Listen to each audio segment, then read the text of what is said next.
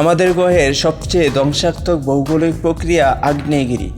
মাটির নিচে থাকা উত্তপ্ত গলিত পাহাড়, ছাই এবং গ্যাস যে পথে বেরিয়ে আসে সেগুলোই মূলত আগ্নেয়গিরি হিসেবে পরিচিত।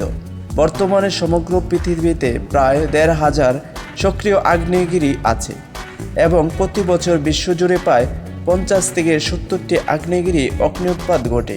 এটি টেবিল ৭০ চ্যানেলে আগ্নেয়গিরি নিয়ে আলোচনা করা হবে। ভিডিওটি ভালো লাগলে লাইক, কমেন্ট অ্যান্ড শেয়ার করুন।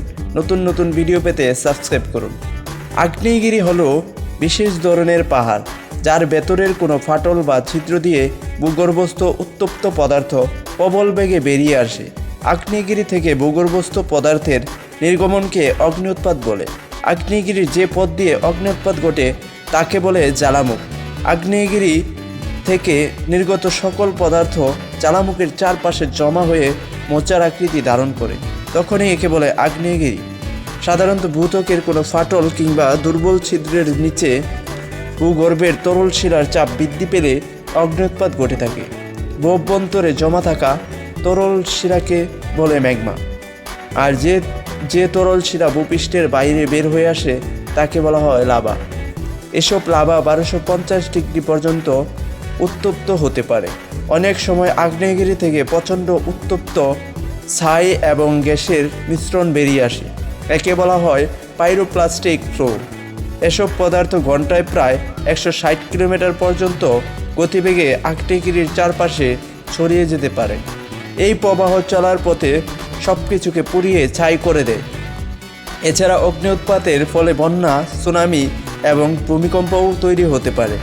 আগ্নেয়গিরির জ্বালামুখ থেকে ৩২ কিলোমিটার পর্যন্ত বিপজ্জনক এলাকা হিসেবে বিবেচিত হয়।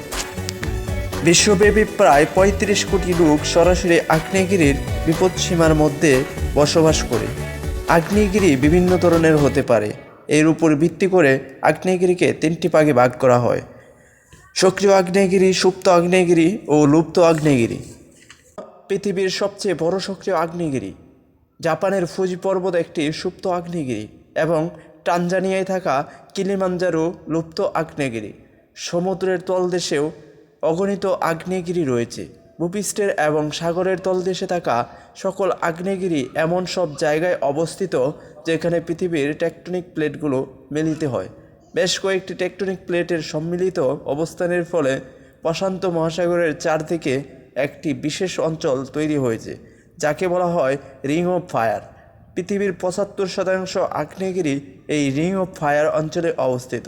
ইন্দোনেশিয়ায় সবচেয়ে বেশি আগ্নেয়গিরি দেখা যায়। এই দেশে থাকা ১৪৭টি আগ্নেয়গিরির মধ্যে ৭৬টি সক্রিয়। আগ্নেয়গিরির অগ্ন্যুৎপাতের ফলে বহু দ্বীপ ও দ্বীপমালার সৃষ্টি হয়েছে।